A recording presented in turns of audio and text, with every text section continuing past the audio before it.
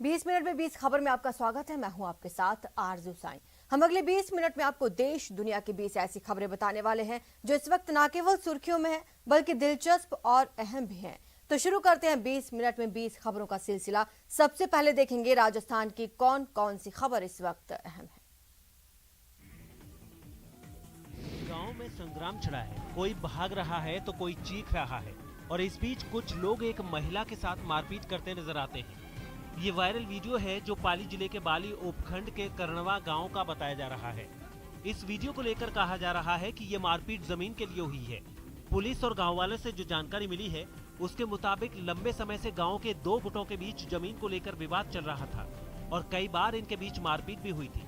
इस बार भी झगड़ा उसी जमीन को लेकर शुरू हुआ और फिर अमरती नाम की महिला को दौलत सिंह और प्रताप सिंह ने पीटना शुरू कर दिया।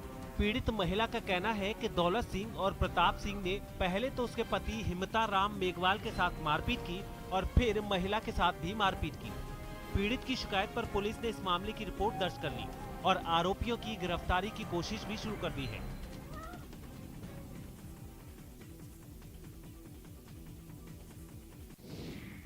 गजब की भीड़ है, ऐसा लग रहा है फ्री में अमृत बट रहा है।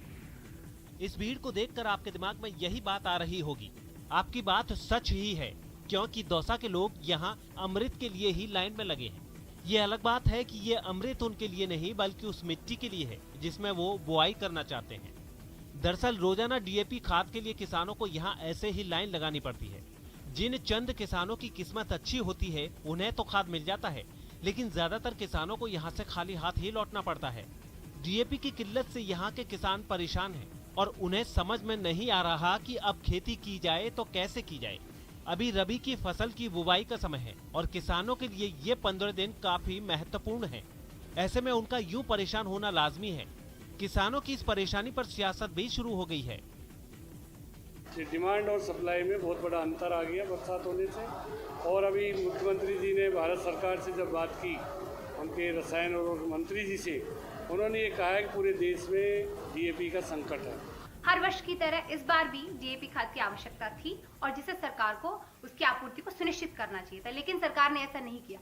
सरकार के लिए किसानों की जरूरत और मांग से ज्यादा यूपी तक जाकर राजनीति करना उनके लिए आवश्यक था।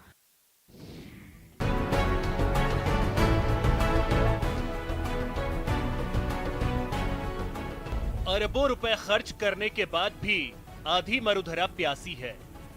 जलदाय विभाग ने पेयजल परियोजनाओं में लेट लतीफी करने वाली फर्मों पर भारी भरकम जुर्माना लगाया ताकि अधूरी परियोजनाओं के काम में तेजी लाई जा सके। मगर इंजीनियरों और ठेकेदारों की कछुआ चाल अब भी भारी है। अकेले राजधानी जयपुर में 1500 करोड़ रुपए की 1 दर्जन पेयजल परियोजनाएं अधूरी पड़ी हैं। ऐसे कुछ छोटे छोटे डिले थे जिसके कारण लगभग 1 साल ये कार्य प्रभावित रहा। इसके लिए जिन कारणों के लिए ठेकेदार जिम्मेदार है उस पर उसके लिए शास्त्री लगाई गई है और बाकी जो हमारे पार्ट है उसके लिए हमने उसको टाइम एक्सटेंशन दिया। इतना ही नहीं, मुख्यमंत्री के ड्रीम प्रोजेक्ट राजस्थान विश्वविद्यालय की पेयजल परियोजना को पूरा बजट मिलने के बाद भी समय पर पूरा नहीं किया गया। साथ ही बीसलपुर जयपुर पेयजल परियोजना फेज 2 का काम महज 22% और बीसलपुर पृथ्वीराज नगर पेयजल परियोजना का काम 35% ही पूरा हुआ है।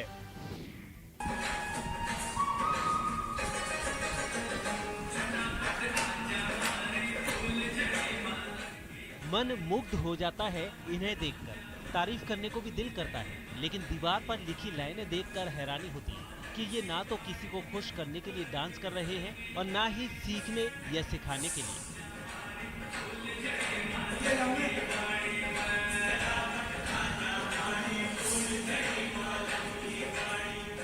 टोंक के शहीद स्मारक पर अपनी अपनी कला के जरिए विरोध प्रदर्शन कर रहे ये लोग अलग अलग कलाओं के शिक्षक हैं और भर्ती के लिए ये लोग अपने अपने अंदाज में अपनी बात रख रहे हैं।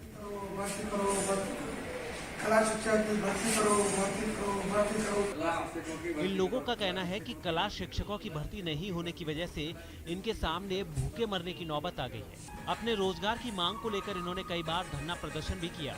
सीएम से लेकर पीएम तक से गुहार लगा ली, लेकिन बात नहीं बनी। लिहाजा इन्होंने अपनी बात रखने का ये कलात्मक तरीका निकाला है। 33 सालों से जो सरकार कला शिक्षकों की भर्ती नहीं कर रही, उसके विरोध में क्या है कि हम ये शांतिपूर्वक कला आंदोलन कर रहे हैं।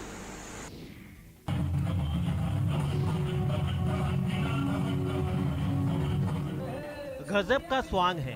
भगवान शिव का भेष लिए ये शख्स तांडव कर रहा है और उसके पास भूत पिशाच के ड्रेसअप में कुछ लोग उनके ताल से ताल मिला रहे हैं। शिव तांडव के स्वांग की ये तस्वीर राजसमंद जिले के झोर कस्बे के सदर बाजार की है। यहाँ नवरात्रि के मौके पर सियाराम ग्रुप के सदस्यों ने भोले शंकर की लीलाओं की गजब प्रस्तुतियां दी। भगवान शिव के शमशान में होली स्वांग देखकर यहाँ मौजूद दर्शक भोले शंकर की भक्ति में डूब गए।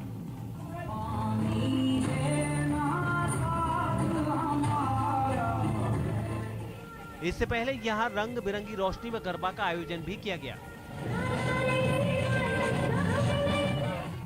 इस दौरान हर उम्र के लोग भजन और फिल्मी रिमिक्स गानों पर गरबा करते नजर आए। झोर कस्बे में आयोजित इस कार्यक्रम को देखने के लिए आसपास के गोवलिया, रकमपुरा, नेकटिया खेड़ा और फुकिया गांव से सैकड़ों लोग यहां जमा हुए थे।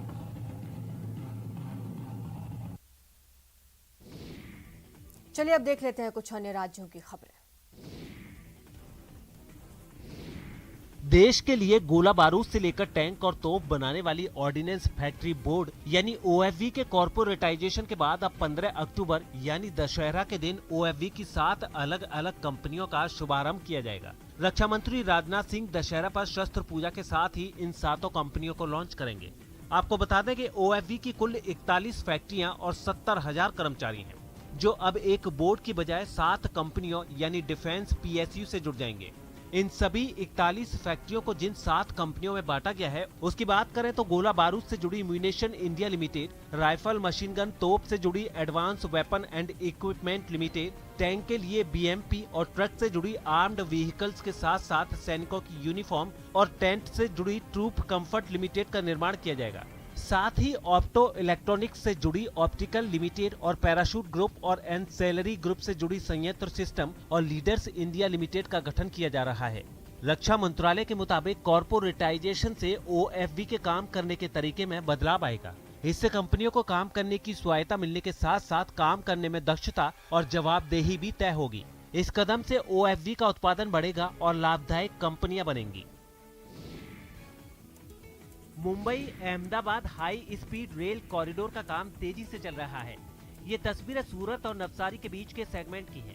आपको बता दें कि सूरत और नवसारी के बीच का high speed rail corridor elevated होगा, यानी यहाँ पर बुलेट ट्रेन जमीन के ऊपर चलेगी। NHSRCL के मुताबिक साल 2026 में सबसे पहले सूरत से बिलीमोरा के बीच बने स्टेशन पर बुलेट ट्रेन का ट्रायल शुरू किया जाएगा। ये सेक्शन 63 किलोमीटर का है, जिस पर पहले